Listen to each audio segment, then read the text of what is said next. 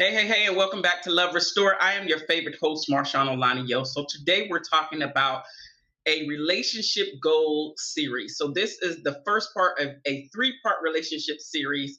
Today we're talking about the pre-relationship. What should you be doing before you get into a relationship? How should you be showing up? What are the things that you should be working on? So that's what we're going to discuss for this next 30 minutes. But before I jump into today's topic, let's talk about why I decided to start Love Restore.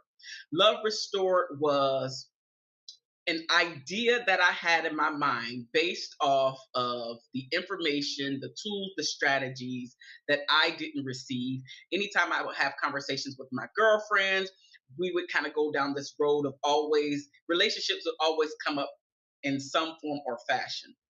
And so, because of that, I wanted to really talk about the things that we lacked receiving from our parents and our guardians.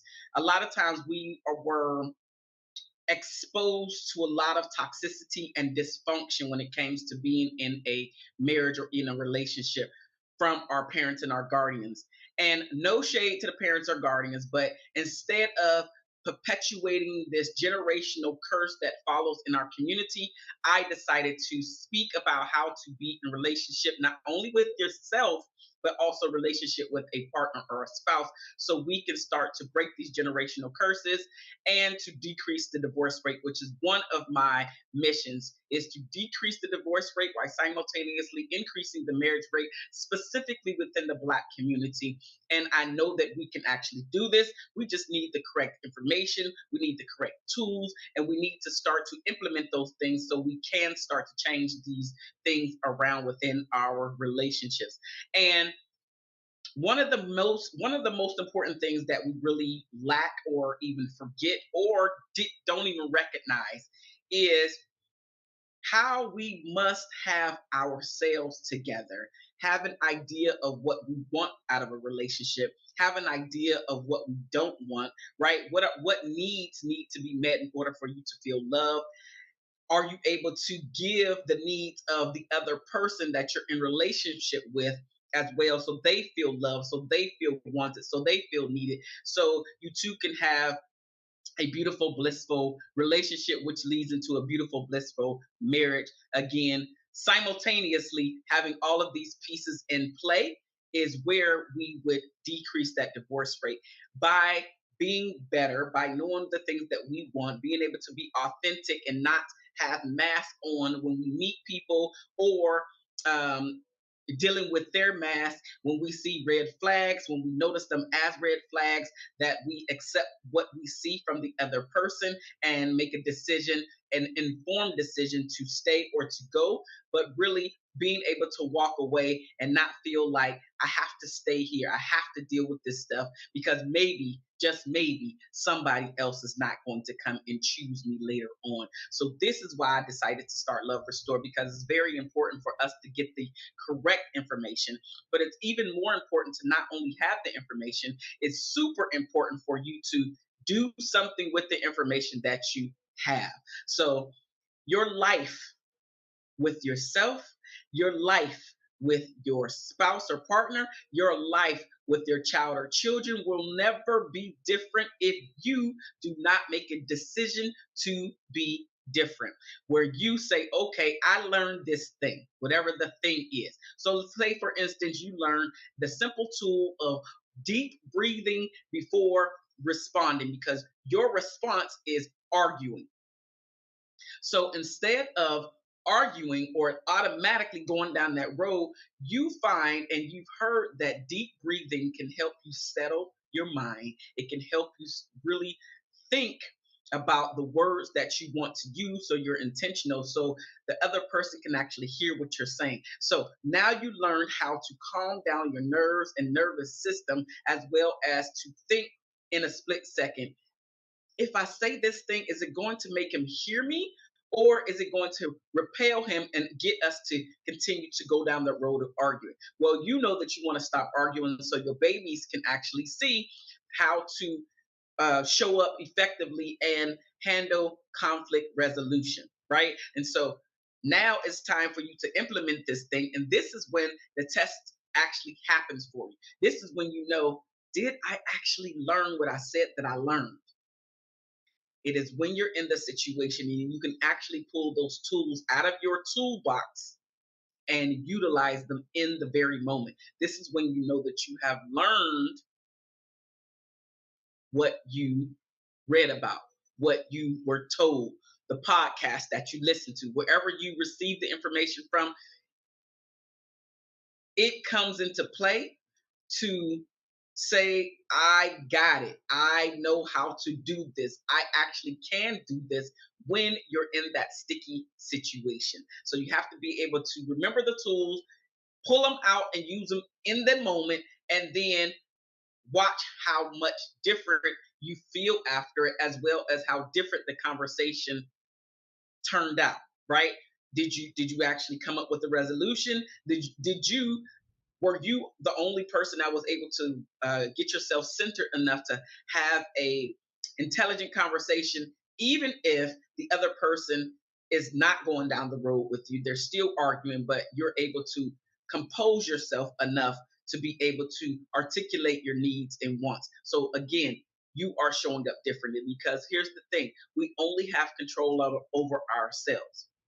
We know that we would like to sometimes control our spouses, even our children. But here's the thing: the only person you can control is you. The only person's reactions that you can control is your own. So, with all of that being said, I want to jump into the relationship series. This is relationship goals series, part one, the pre-relationship. What should you be doing in this pre-relationship? So I want to answer that question. What you should be doing in the pre-relationship. So you should literally be working on yourself. I know that this is something that a lot of people are kind of struggling, like, what does that really mean? And working on yourself is really finding out the things that you love, the things that you hate, the things that you like, the things that you dislike. This is by going out on dates and experiencing the treatment of the other person, or remembering the experiences that you had previous relationships and saying, okay, I know, let's go back to arguing. I know that I don't like to argue. It does not help either one of us. And so, again, applying what you learn, but then also when somebody else comes into your space and into your world, you're able to say, hey, I am working on not being an argumentative person. So now you know that you're recognizing your weakness, and now you're sharing your weakness with the other person. So what's actually happening is that the other person will be more forgiving when they notice that you are an argumentative person, or you start to argue with them, because they can politely remind you, or you can find out how to trigger yourself to stop when you notice that you are doing that, right? So it's really all about you learning how to correct your deficiencies based off of your past experiences and the things that people shared with you, the things that they were saying that they didn't like about you, and also the things that you just personally feel like, okay, I could be better in that area. So maybe yours is literally you're not present when you're spending time with other people, right? So maybe you need to start practicing being present, putting away your devices, turning off the TV, maybe going for walks where you two can converse, but leaving your devices at the house, but being present. Maybe it's playing more games. Maybe it's literally having more intentional talks. Maybe it's sitting in silence and just kind of gazing at one another to increase the intimacy. So whatever your area of weakness is, or you have been told, now you can start to work on these areas of weakness. So that again is what um, some of the things that you should be doing, but that's the main thing. A lot of people do not focus enough on working on themselves and what they should be doing to bring to the table. They instantly think that when they jump into the next relationship, all this junk, i.e., your baggage that you're bringing into the relationship, is just automatically going to disappear. And that is not the case. It only starts to disappear when you are intentional about taking these steps to help yourself be able to deal with and work with your emotions when they start to come to the surface, especially when it's helping you, or I should say, hurting you, going down the road of not resolving anything. So, working on yourself is the first thing. And working on yourself also also to continue what working on yourself actually looks like is resolving your childhood traumas. Now, most people can't resolve their childhood traumas on their own, so maybe you need to go talk to a therapist. Maybe yours is journaling all of the things that you felt about, like why you were showing up the way that you were showing up. And most people can't, because okay, let me say it this way. You can ask yourself a series of questions if you're qualified to do so for yourself. But most people are not qualified to do so. They don't really know how to get down to the root. They don't really know what that actually looks like and why they're showing up the way that they're showing up. So, this is where the coaching, counseling, therapy comes into place. And specifically, what you're looking for is somebody who is qualified to help you draw the stuff out of your blind spots. So now you recognize when they come to the surface, oh, this is what Dr. Such and Such was talking about. This is why I'm doing this. This is why I'm showing up this way. I recognize it in this moment. I recognize why I cling on to the people that I'm dating when I feel like they are leaving me out. So just recognizing some of the things why you're showing up the way that you're showing up, why you're doing the things that you're doing, so you can have a better understanding of yourself. So if and when someone asks you, i.e., your potential partner or your spouse asks you, why do you do this stuff? Now you have an answer for them. And that's a thing. So resolving your childhood traumas is a big thing because you're going to attract people where you're at. So if you're not emotionally mature, if you're not actively working on ridding yourself or at least understanding your childhood traumas and why they're there and why where they came from, you're going to attract somebody that is also still a wounded child internally because you yourself are a wounded child internally. All right, so that's also working on yourself. Another way to work on yourself is finding ways to manage your stress. How do you manage your stress? Another thing is uh, finding out how you resolve conflict. When you get mad, what do you do? Are you a person that punches walls? Are you a person that gives the silent treatment? Are you a person that picks up your things and just walks out the room and even walks out the house, meaning leaving without saying bye? You're just gone for hours at a time. Your spouse finally comes to look for you and they like, this person is not even here, right? So how do you resolve and handle your conflicts? How do you manage your stress? When you are stressed out, do you go into your shell slash cave and don't come out? Do you block everybody out of your world? Like, how do you manage and handle stress? So that is another thing that you should be working on before you get into a relationship. And then the other thing is practicing how to be as clear as possible when you are communicating. And this can be practiced with any and everybody. This can be practiced with your child or children. This can be practiced with your parents or siblings. This can be practiced with your bestie or just someone in your social circle. Really understanding and being as clear as possible when you are communicating. So when the other person or parties leave your presence, do they feel like they understood the words that were coming out of your mouth? What you were actually trying to say, the message that you were trying to convey to them. So working on yourself, that's what you should be doing pre-relationship. Now, why is getting started why is getting started working on yourself so essential? And here's why it's so essential. Knowing your self-worth allows you to realize that you are complete whether you're single or in a relationship. See, a lot of people get caught up on this. I'm not in a relationship. I don't feel worthy. I don't feel like I'm enough. How come can't nobody choose me? I'm and such years old and I'm getting older and older. Why am I still in the same cycle? I'm still single.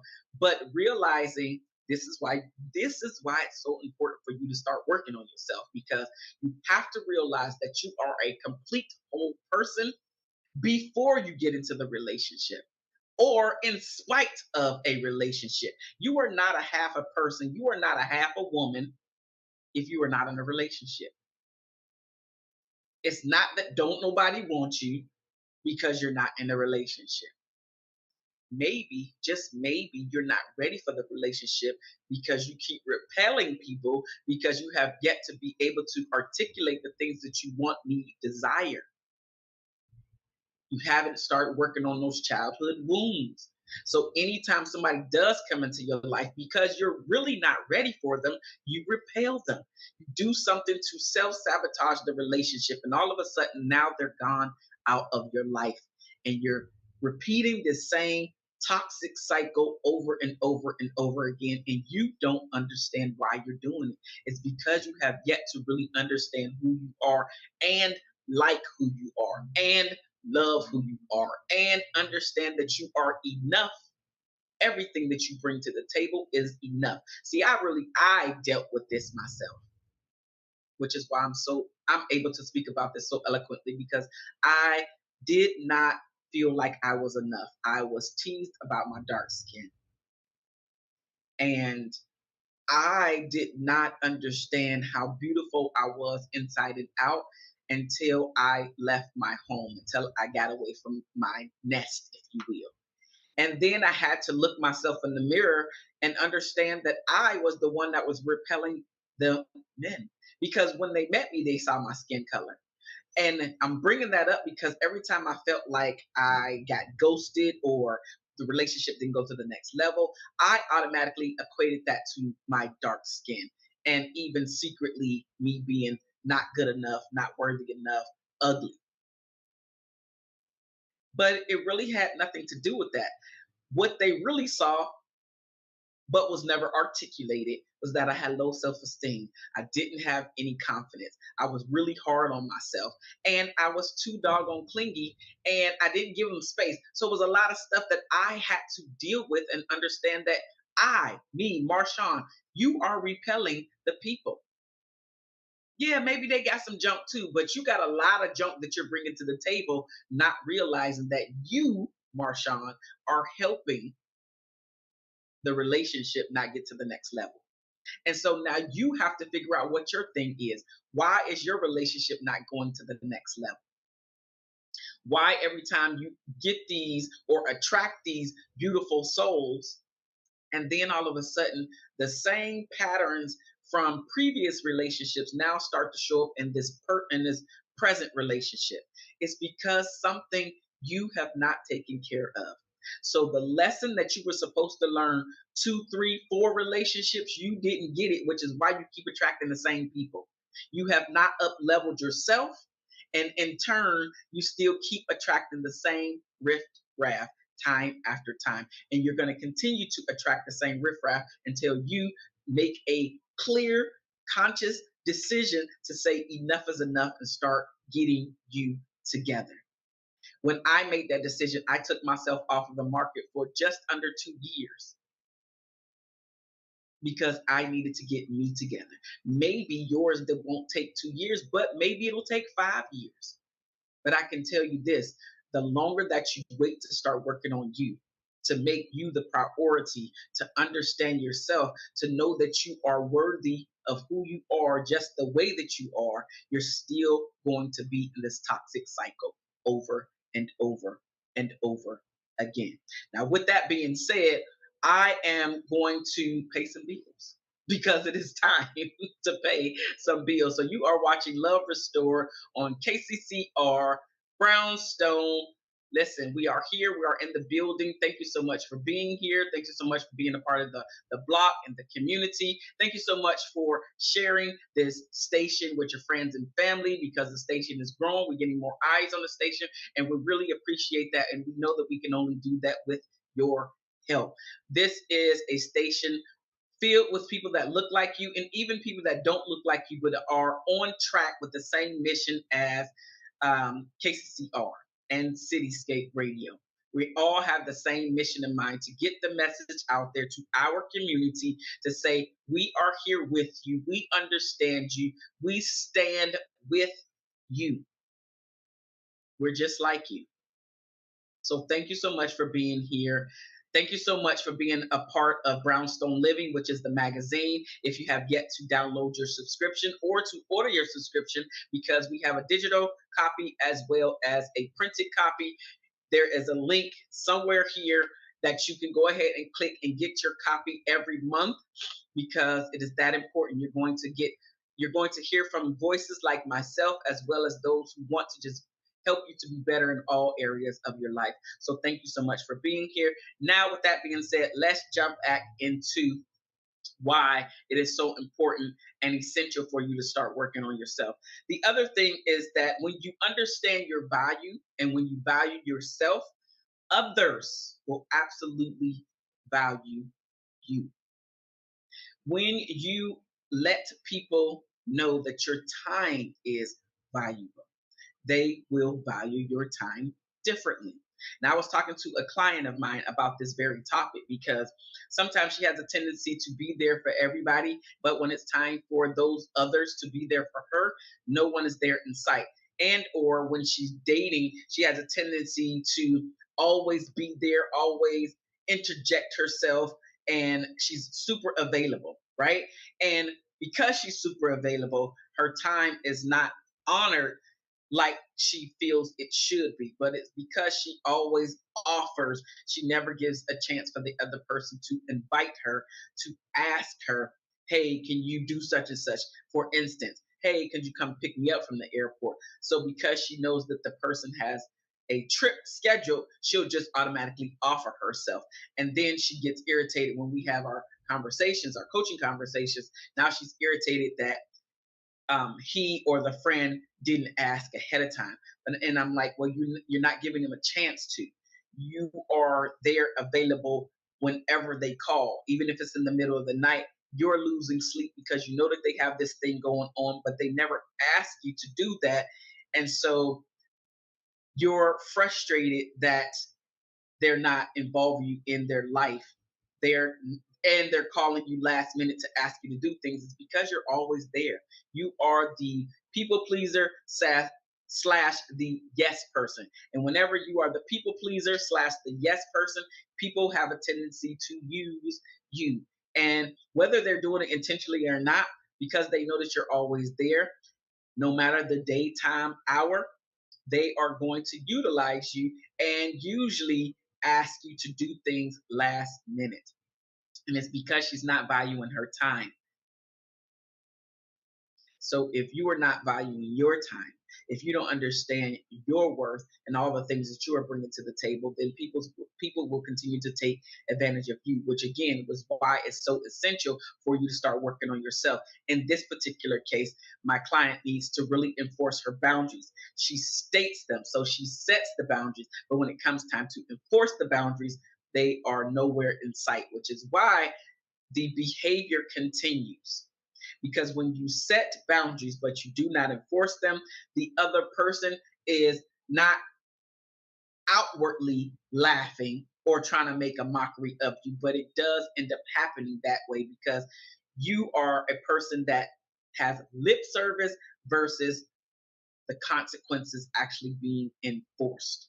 And it's not a good feeling. It's not even a good feeling in the beginning to start enforcing your boundaries. But the more that you do that, as I just mentioned, the more that you value you, outsiders, other people than yourself, will start to value you as well. It's that essential. We must value ourselves and understand this is why we have to start working on ourselves.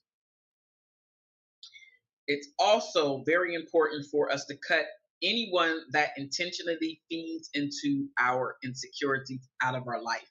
Meaning, you have shared this very sensitive thing about yourself. So let's talk about me. As I mentioned before, I talked about my dark skin. So just say, for instance, I told somebody my insecurity about my dark skin when I did have an insecurity about my dark skin, and I told them about it, whether it's a friend, a family member, or a potential partner, and they always brought this thing up, like threw it in my face in a, of course, negative way, like in a way where it's not making me feel good. So, say for instance, I shared this thing, and maybe weeks or months later, now they're bringing up, well, that's why you're so black, and that's why you're so ugly, and that's why you so, and they keep going down this road and or they do it time after time, then that is the person that I need to be getting out of my life.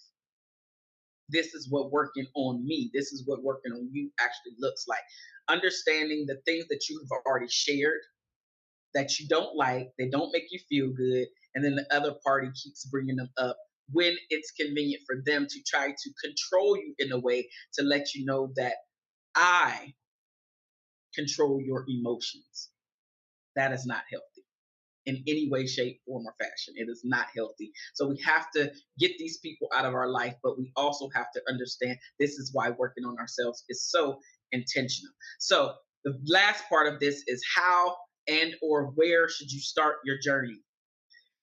Starting your journey pre-relationship is to learn to love your free time.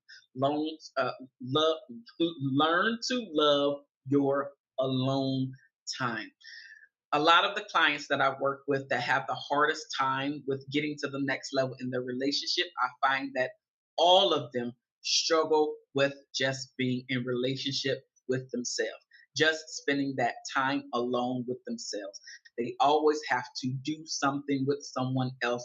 They're rarely alone in the company of their own. They also seemingly have to have a fear of FOMO, the fear of missing out. So anytime somebody brings their phone, even though they are exhausted, and most of the time they are very exhausted and they say that they want to rest, but anytime somebody calls, texts, FaceTime, emails, and events come, do X, Y, and Z, they feel they must go. And so they're only pouring from an empty cup after a while, and they're not resting and recharging themselves. They're just giving it all away. And whenever you give it all away, all of a sudden the frustration comes to the forefront. And now you're angry and mad at everybody, but really you should be angry and mad with yourself. So you have to slow down and understand how beautiful your alone time is. This is when you do get a chance to recharge and reset. And really, all of those endorphins come down so you can think about the way that, especially when you're about to date, you can think about the way the people in your life make you feel. And if they don't make you feel good about yourself, if you don't feel happy when you're in their company, if you're always frustrated and angry when they leave your company, then that is a telltale sign that that person is not adding to your life. They're actually taking away slash draining the energy from your life. So you have to be more intentional about that. Another thing is to start if you have not started, or to pick back up the things that will help you to start pursuing your dreams, your passions, your goals, and aspirations.